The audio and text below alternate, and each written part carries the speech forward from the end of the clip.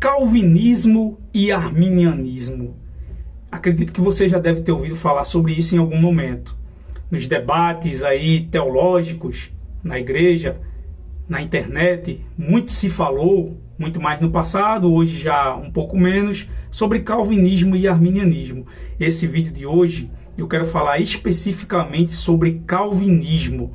Vou fazer um outro vídeo onde eu vou falar também sobre arminianismo, mas hoje o assunto é calvinismo. Mas esse vídeo ele é endereçado principalmente para aquelas pessoas que não conhecem o calvinismo ou não conhecem nada do calvinismo. Aquelas pessoas que só ouviram falar os dois termos aí, mas nunca se interessou em saber um pouco melhor sobre o que se trata esse assunto. E esse vídeo é para falar com esse pessoal. É um vídeo mais informativo. Mas não significa que também não serve para você que já conhece o calvinismo e o arminianismo. Talvez faça sentido você assistir esse vídeo e fazer algum comentário lá no final dele. Você pode me ajudar comentando algo, pode me corrigir também se eu fui impreciso nesse vídeo. Mas antes de prosseguir, antes de falar sobre calvinismo, eu vou me apresentar, como é costume meu aqui. Eu sou o Gustavo Almeida, sou formado em teologia. Esse é um canal onde eu compartilho teologias, reflexão sobre fé, Bíblia, espiritualidade, assuntos do cotidiano, mas que eu veja que tem alguma relação com a fé cristã. E esse é o nosso canal. Se você chegou aqui de alguma forma, não sei de que forma, eu peço a você que considere se inscrever aí no nosso canal. Considere se tornar um inscrito aqui do canal. Se esse vídeo não for o suficiente, olhe os outros vídeos. A gente tem pregação, estudos, comentários sobre diversos assuntos. Pode ser que algum deles convença você a se inscrever no nosso canal. Mas é isso. Feitas as devidas apresentações, vamos falar um pouco sobre calvinismo. O que é o calvinismo? Calvinismo é baseado na doutrina, na teologia, nas reflexões teológicas de João Calvino, que foi um reformador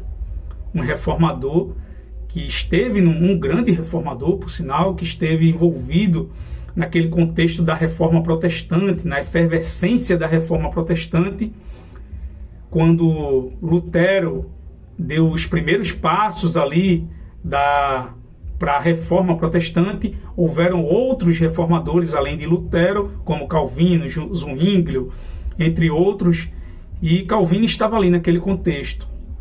O contexto da reforma protestante foi um contexto onde a Igreja Católica estava, na época, acontecendo alguns abusos, principalmente relacionados à salvação das pessoas. Era pregado que as pessoas que morriam iam para o purgatório, e para aquelas pessoas saírem do purgatório era necessário o pagamento de indulgências. Com as indulgências pagas, a alma saía do purgatório e podia ir para o céu. E assim Lutero protestou contra isso, e outros reformadores aderiram ao movimento, entre eles João Calvino. E por ser um contexto que envolvia questões soteriológicas, a respeito da doutrina da salvação e de como o ser humano é salvo, naquele contexto católico medieval, ainda da Idade Média ali, naquele rompimento da Idade Média com a modernidade, naquele momento ali, onde a predominância da doutrina católica era a salvação pelas obras, João Calvino trouxe uma perspectiva nova. Ele trouxe a salvação única e exclusivamente pela graça de Deus. O homem não é salvo pelaquilo que ele faz e nem aquilo que outras pessoas podem fazer por ele, mas ele é salvo única e exclusivamente pela graça de Deus. E o calvinismo de João Calvino, as reflexões de João Calvino se baseavam na graça de Deus e na soberania de Deus, a quem Deus ministra a sua graça salvadora. Calvino entendia que isso estava dentro dos decretos de predestinação e eleição, ou de eleição e predestinação. Como é que o homem é salvo? O homem é salvo a partir da predestinação. Deus soberanamente não tem a obrigação de salvar ninguém. Todos os homens pecaram e todos os homens são pecadores destinados ao inferno. Mas Deus, na sua bondade e misericórdia, escolheu salvar ou eleger, predestinar um grupo de pessoas para a salvação. Ele não precisava salvar ninguém, mas ele decidiu, pelo seu amor, escolher um grupo de pessoas e salvar essas pessoas, e não escolheu outro grupo. Isso é a doutrina da eleição e predestinação calvinista, a escolha baseada na soberania de Deus, que não tinha obrigação de salvar ninguém, mas soberanamente escolheu salvar os eleitos. Essa é a base da teologia de João Calvino. Os seus seguidores posteriormente desenvolveram os pontos do calvinismo no decorrer dos anos, os pontos do calvinismo, e se popularizou 5 pontos do calvinismo, que são baseadas nas reflexões de João Calvino, que é depravação total. Todos os homens são depravados. O que significa depravação total? Significa que o homem ele está moralmente morto em sua corrupção e no seu pecado. Ele não tem livre-arbítrio para se relacionar com Deus. O seu arbítrio está escravizado pelo pecado e ele está morto em seus delitos e pecados. Ele não pode se relacionar com Deus. E por não poder se relacionar com Deus, ele está perdido. Aí temos mais um ponto do calvinismo, que é a eleição incondicional, ou seja, o homem depravado, ele agora pode fazer parte do grupo dos eleitos. Ele pode ser eleito por Deus para a salvação. A eleição incondicional não depende daquilo que o ser humano faz, de condição nenhuma, mas única e exclusivamente da vontade de Deus. Deus incondicionalmente elege algumas pessoas. Esse é o segundo ponto do calvinismo. O terceiro ponto do calvinismo é a graça irresistível, ou seja, Deus, quando chama, a pessoa vem, ela não consegue resistir. A graça que Deus ministra para salvar o homem, para acordar aquele homem que está morto em seus delitos e pecados, ela é eficaz e aquela pessoa ela desperta irresistivelmente e vem. Ele só resiste até o ponto da graça de Deus e do seu chamado eficaz acontecer. Quando esse chamado acontece, o homem vem. Então, esse é o terceiro ponto do calvinismo. O quarto ponto do calvinismo é um ponto polêmico. Nem todo calvinista ele assina esse quarto ponto, mas a maioria dos calvinistas sim, e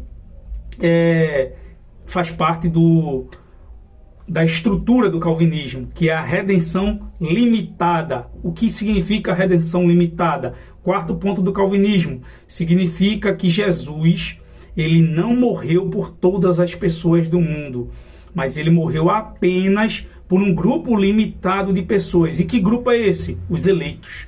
Se Jesus tivesse morrido por uma pessoa que não fizesse parte do grupo dos eleitos, significa que o seu sangue foi derramado em vão, porque aquela pessoa não é eleita, aquela pessoa no final vai acabar se perdendo. E eles não acreditam que o sacrifício de Cristo foi por pessoas que vão se perder, mas o sacrifício de Cristo ele é totalmente eficaz e vai surgir, a sua eficácia vai surtir efeitos nos eleitos. Por isso, Jesus só morreu pelos eleitos. A redenção ela é limitada ao grupo dos eleitos. E o quinto ponto é a perseverança, a doutrina da perseverança dos santos. Ou seja, os depravados que foram despertados pela graça irresistível, ou chamada eficaz, foram despertados pela graça irresistível, são eleitos. Esses eleitos são aqueles por quem Jesus morreu, e por causa disso, eles inevitavelmente chegarão até o fim da caminhada cristã. É impossível que eles abandonem a fé ou se apostatem da fé. Se alguém um dia já fez parte desse grupo ou do cristianismo e se afastou, caiu, se apostatou da fé e morreu apostatado, significa que essa pessoa na verdade nunca foi salvo, porque uma vez salvo, salvo para sempre. Você já deve ter ouvido falar isso. Então, esses são os 5 pontos do calvinismo. O calvinismo é muito mais do que isso, mas esse vídeo é um vídeo informativo para você conhecer um pouco mais sobre a doutrina calvinista. Agora eu quero perguntar a você, você já conhecia o calvinismo? Se você já conhecia, comenta lá embaixo, traz algumas novas informações aí sobre o calvinismo, aquilo que você acha necessário que eu não falei nesse vídeo.